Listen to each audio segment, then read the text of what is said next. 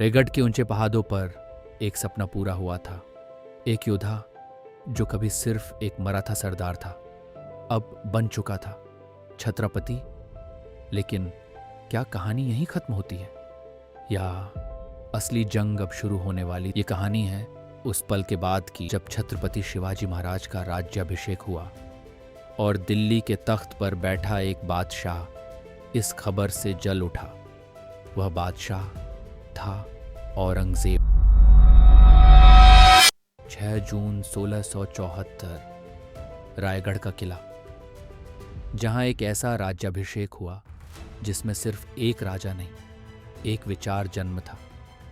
स्वराज्य ये सिर्फ एक सेरेमनी नहीं थी, ये एक डिक्लेरेशन थी कि अब भारत की धरती पर एक ऐसा राजा है जो किसी बादशाह के सामने झुकने वाला नहीं। इस एक कदम ने मुगल सुल्तानत की नींव हिला दी। एक रेबेल अब किंग बन चुका था, और जब एक बघी राजा बन जाता है तो साम्राज्य हिल जाते हैं। जहां तख्त पर बैठा था सबसे पावरफुल मुगल बादशाह औरंगजेब, जब उसने ये खबर सुनी तो उसका चेहरा शांत था, लेकिन अंदर आग जल रही थी। एक छोटा सा मराठा खुद को राजा कहता है। ये बात उसके ईगो पर वार थी, उसकी अथॉरिटी को चैलेंज थी, क्योंकि औरंगजेब के लिए पूरा हिंदुस्तान उसकी हुकूमत था, और अब कोई उसे तोड़ने की हिम्मत कर रहा था। और जब बादशाह को चैलेंज मिलता है तो वो जुंग बन जाता है। राज्याभिषेक के बाद सब कुछ बदल चुका था। शिवाजी महाराज अब सिर्फ एक योद्धा नहीं, एक राजा थे। इसका मतलब था अब उनके हर कदम का पॉलिटिकल इम्पैक्ट होगा। आदिल शाही सतर्क हो गई, कुतुब शाही अलर्ट हो गई, मुगल जासूस हर जगह फैल गए, हर मूवमेंट देखा जा रहा था।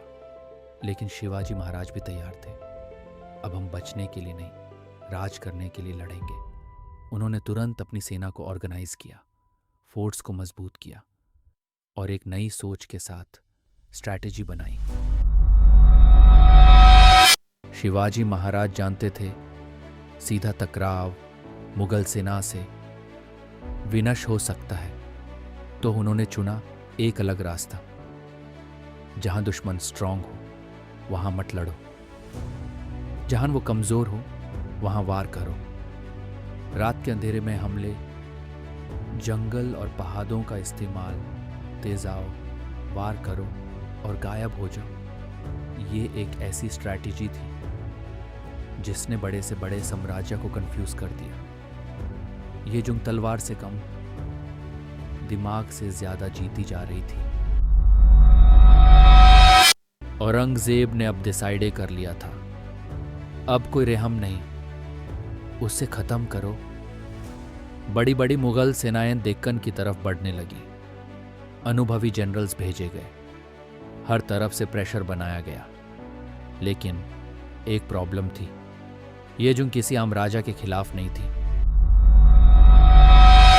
यह सिर्फ जमीन की लड़ाई नहीं थी, यह थी आजादी वर्सेस कंट्रोल, स्वराज्य वर्सेस साम्राज्य। एक तरफ था औरंगजेब जो सब कुछ कंट्रोल करना चाहता था, दूसरी तरफ छत्रपति शिवाजी महाराज जो लोगों को आजादी देना चाहते थे। जब दो सोच टकराती हैं तो सिर्फ जंग नहीं होती, इतिहास लिखा जाता है। कोरोनेशन के बाद असली जंग शुरू हो चुकी थी। एक तरफ भारत का शहर, दूसरी तरफ दुनिया का सबसे बड़ा साम्राज्य। क्या शिवाजी महाराज मुगल ताकत को तोड़ पाएंगे, या औरंगजेब सब कुछ मिटा देगा? अगला एपिसोड सब कुछ बदल देगा। अगर आपको यह कहानी पसंद आई तो लाइक करें, शेयर करें और सब्सक्राइब करें, क्योंकि अगला एपिसोड और भी ज्यादा पावरफुल होने वाला है। The war begins.